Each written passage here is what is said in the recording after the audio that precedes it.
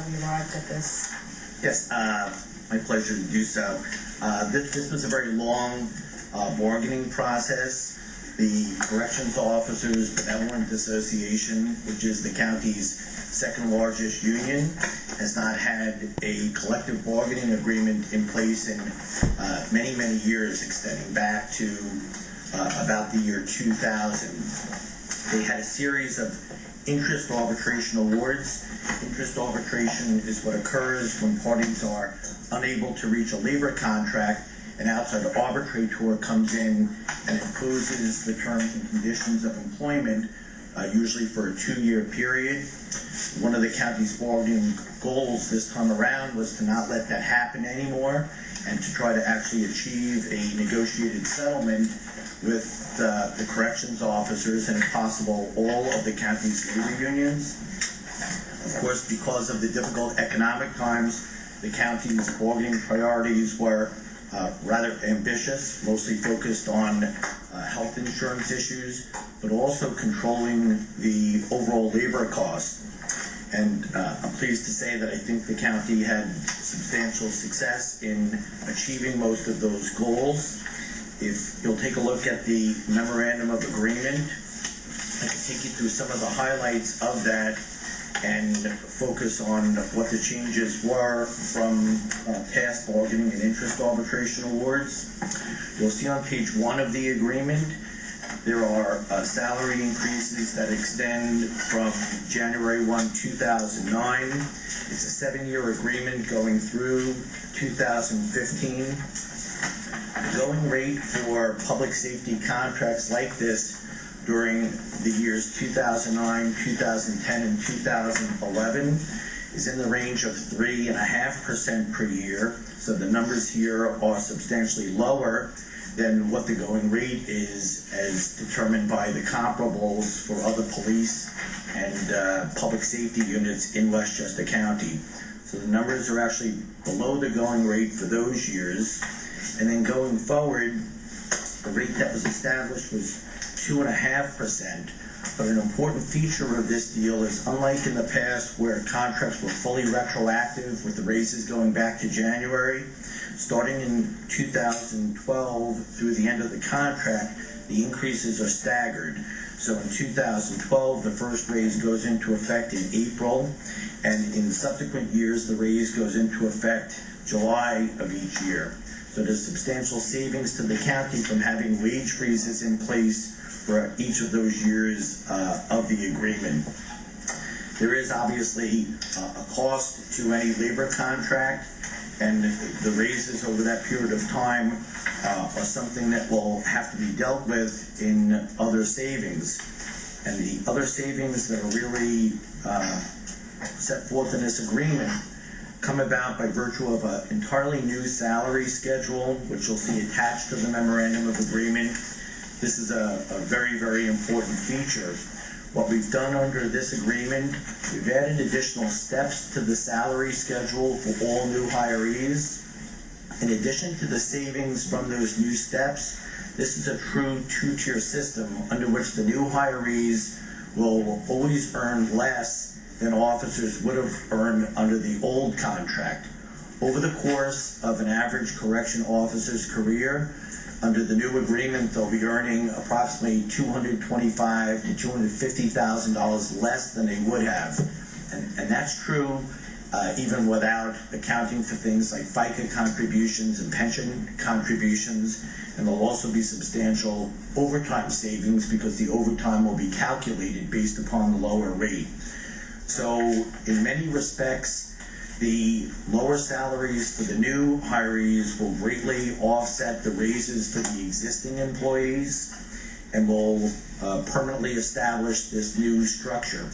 Over the course of time, the existing employees will, of course, retire, and the commissioner will talk about the expected turnover rate that you'll be seeing in future years. And based upon that, ultimately there'll be one salary schedule, that being the newer, lower schedule.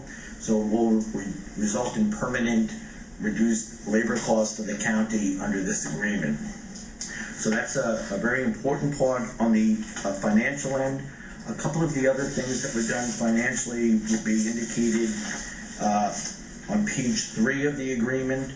There are 3 areas of the contract that are traditionally increased in addition to the base salary. Those benefits are night differential, longevity, pay, and the welfare fund. In past contracts, there was an increase in every year of the agreement, or practically every year.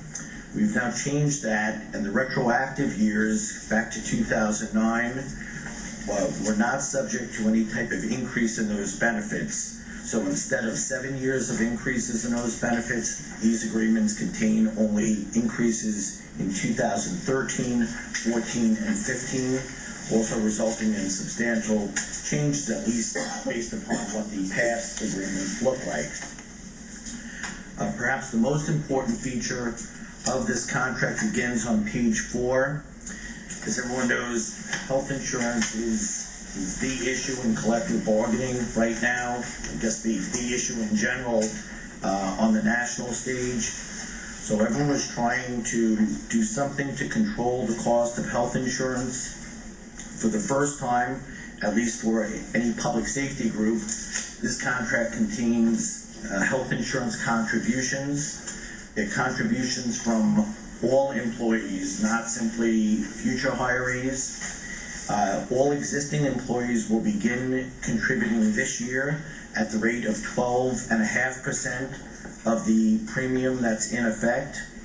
That contribution will escalate from 2012 through 2015, and by the end of the contract will be 15% from all existing personnel. In addition to the contributions from the existing personnel, new hirees will all contribute 20% of the premium. To give you a very brief comparison, you'll remember this committee met on the Teamsters contract. The top contribution for Teamsters was 12.5% of premium in 2015, so this is a more substantial contribution for the existing personnel. There's also a lot more of corrections officers. I think the workforce is almost 691. It's 714 officers. 714 officers, and then obviously there are superior officers who will be dealt with separately. So this is a very substantial health insurance contribution. I think it's fair to say that the parties spent time at every bargaining session on health insurance. We explored every possible contribution. Really a credit to the union. I think they were trying to be very creative in coming up with ways to deal with this issue in a manner that didn't have too much impact on their personnel. For that reason, the contribution from the new hirees was higher than those for the existing personnel. The new hirees, of course, know what the package is when they sign on for this. We also added a feature. Good morning. Good morning. Yes, I'm doing well. If you look on page 4 of the agreement in paragraph 7C, something that was not in the Teamster agreement, the parties added a provision, this is in the last sentence, saying that the premium cannot increase more than 6.5% per year. So while that 6.5% is higher than what the average increases have been in recent years, that protects the employees against catastrophic type increases. Should there be a large spike in health insurance cost, that 6.5% cap will give the employees some protection against increases of that nature. We did a few other things on health insurance. Similar to the Teamster deal, the parties decided to take on the health insurance issue in 2 ways. First, with the contribution, but now that we have contributory health insurance, all participants have an interest in keeping down the cost of health insurance. So what the parties did in this agreement, they changed the co-pays and deductibles to match the new rates in the Teamsters agreement. So that should give us some stability, some cost containment in the package. And of course, what that would mean, yes, that's on under health benefits. If you look on page 5 of 10, J and K. Got it. Thank you. Sure. Actually, it's K and L. I want to focus on K for a moment as well. So L, which is on page 6 of the agreement, reflects the changes in the co-pays and deductibles. So in a sense, everyone shares in the savings from that. The county is able to keep down the cost of coverage. Employees pay a percentage of the premium, but hopefully the premium stays at a fairly stable level or not above the 6.5%. We established this since this is the first time that employees are contributing. If you refer back to page 5 of the agreement in subparagraph K, the contributions toward health insurance will be done on a pre-tax basis. So that's something that will save the employees money. It also saves the county some money because that will bring down the overall salaries. So when the county makes its FICA contribution, we'll also be making that contribution on a lower level. That's certainly a traditional win-win. You'll also note in the agreement that it contains a buyout provision. If you'll go back to page 4 in paragraph 7A, you'll see that employees can now participate in this opt-out plan, under which if they decline coverage because they have coverage from another source, such as a spouse, they would be able to receive a cash payment of 50% of the individual premium. We think that will also be mutually beneficial. Employees who don't need the coverage will receive some value for that waiver. Do you have an approximate dollar value for that, even if it's just for this year? About a little less than $3,900. So it really was a comprehensive way of dealing with the health insurance issue. Now, of course, there is something of value to the unions in this package. The first is that they essentially have resolved the health insurance issue, which was so controversial and really, I think, prevented the parties from negotiating contracts successfully in past years. So the issue is now finally addressed. But what it also does for the union, there have been lingering concerns about retiree health insurance coverage. And there are many senior officers approaching retirement who had some concerns that there would be a change in their coverage. What this agreement does, it firms up the current arrangement under which existing employees do not contribute toward their health insurance. But in return for that, all of the new hirees will be expected to permanently contribute the 20%. So from the moment someone comes in the door, they'll be contributing that 20%, and throughout their retirement, they'll be contributing as well. That's going to be something that's not only valuable in the way of the revenue that it generates for the county, but as all of you are aware, there's a large unfunded liability on retiree health insurance costs. So this is an attempt to at least bring down that liability by having the new hirees contribute something toward health insurance. That essentially covers the financial terms of the agreement. There are two other provisions worthy of at least brief mention. Page 6 of the agreement has a commitment on mutual exchanges. Sometimes because of scheduling issues, corrections officers are not able to take off the days that they want, at least by using personal day and other accumulated time.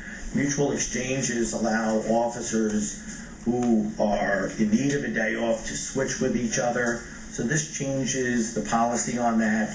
The commissioner was on board with this change as not having an undue operational effect.